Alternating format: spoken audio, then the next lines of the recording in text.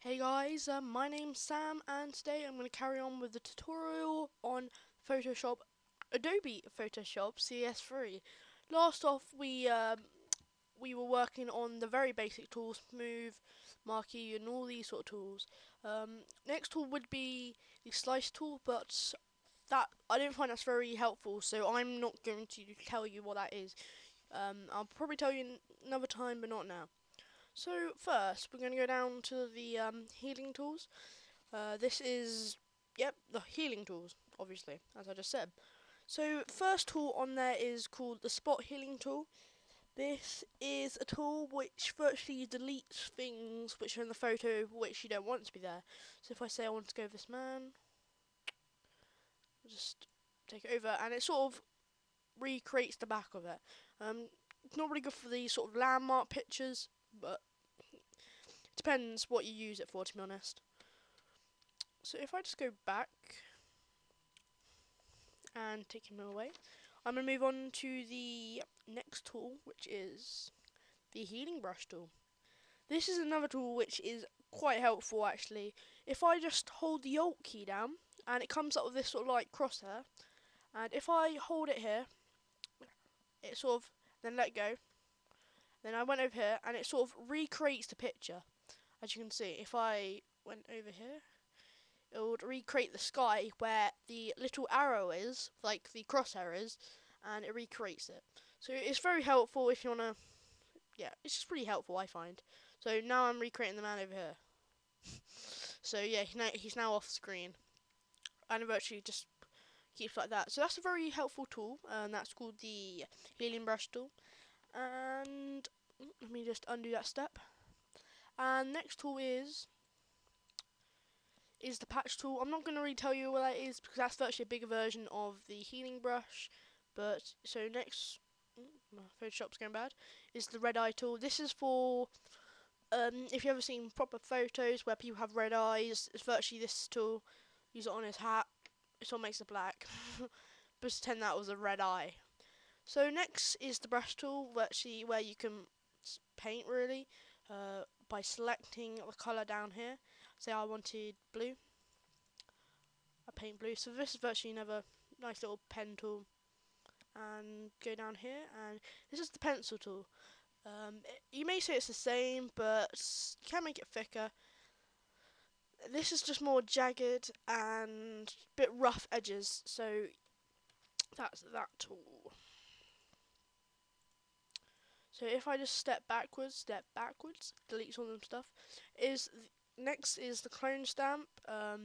This is quite a helpful tool, and the tool is virtually.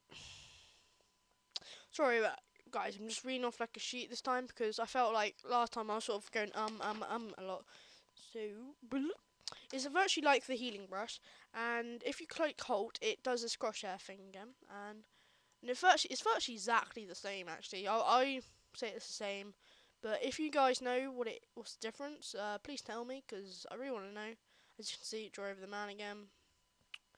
Let me just make him out down here now. So virtually it's cool tool. If I was bored and went over it enough, I could make sure that all the picture was down one level, which would be pretty funny. So yeah, back onto that. Take undo all of that. That's the next tool, and the next tool is the pattern tool, pattern stamp tool, and you virtually go up here to the little toolbar, or the long menu bar at the top, and you click this down arrow, and then you have a choice of loads of hot patterns, or loads. When I say loads, didn't mean many. So I'm just gonna pick this one, and let me just push. Okay, push enter there, and virtually this is another brush tool but with a pattern, and I can just do this, and it's quite nice. So this man. So that's virtually another pattern tool. Second, or no, one, two, three, like fourth or something. It's history but brush tool.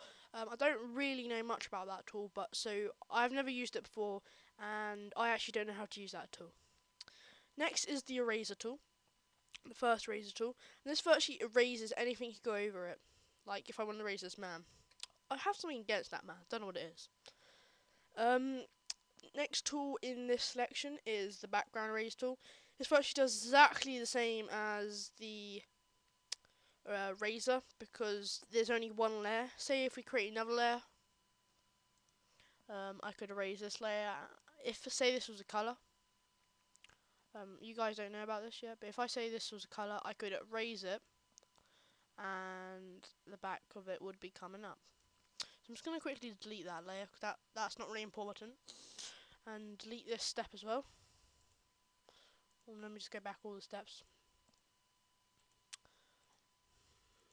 I really have something against that man. So back all the steps there, and on to the next tool, which is the gradient tool.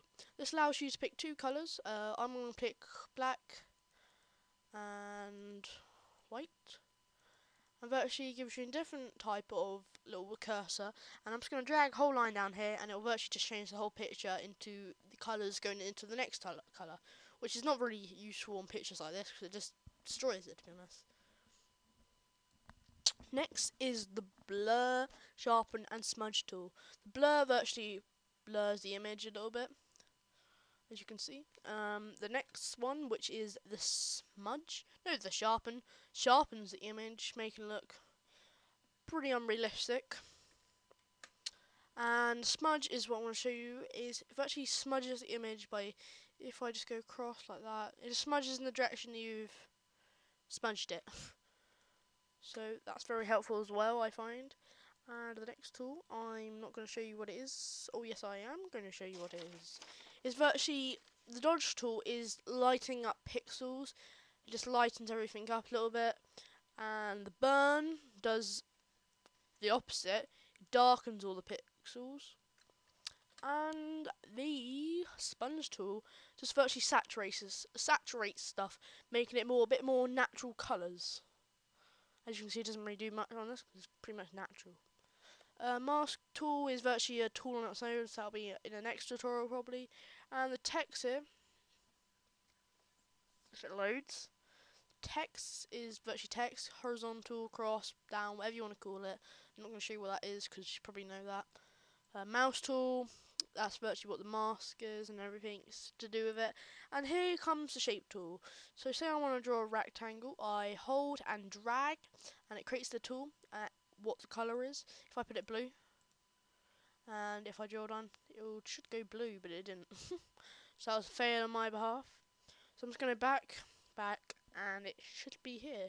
So the custom tool is different, because if I go down here, I click down, and I got a selection of different types of shapes. So I'm going to click this one and click enter, and I drag the shape, and it virtually puts crosshairs on my screen very nicely. So I'm going to go back and just go. So that's how you do crosshairs as well. So just, if you've got anyone you want to put it on. Still haven't got anything against that man, obviously.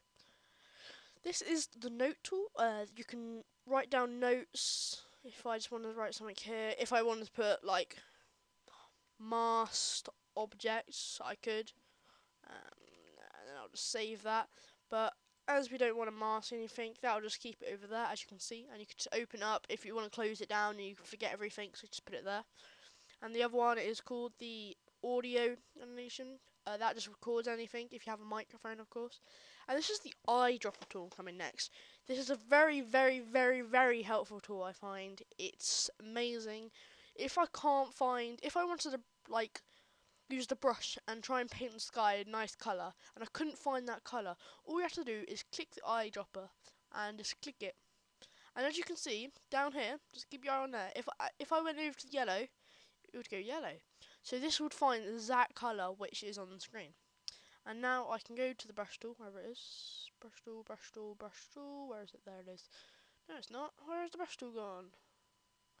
Sorry, I am blind. I'm just going to use... Actually, no. Here it is. I did go on it. So I can now paint the colour, which is over here somewhere. And now I can mess my picture up. Next tool is the magnifying glass. As it says, it's already got a plus. And if you go up to the top here, put a magnifying glass. No, put it zoom out, and it will zoom out. And I find this is a very helpful tool. Or the shortcut on the keyboard is Control plus to go in, and Control minus to go out. Next tool is virtually the colours. This is the first colour and the foreground. And this is what we use to do the gradient. So yeah, that's enough of that. We should know how to do that by now. And you push OK to verify the colour. So down here, close to advanced tools, and I think this has gone long enough. Let me have a look. Yeah, this has gone on for 6 minutes and 15 something seconds. So yeah, guys, sorry this has been a bit jumbled up. I hope I do better next time. So bad me, bad me. Hope you sort of enjoyed it. I know it was 5 days or so after I put the last tutorial, but the next tutorial I don't know what it should be on, but comment below on some basic stuff you want to learn. So just comment below. Thank you guys. This is Sam signing out. Bye bye.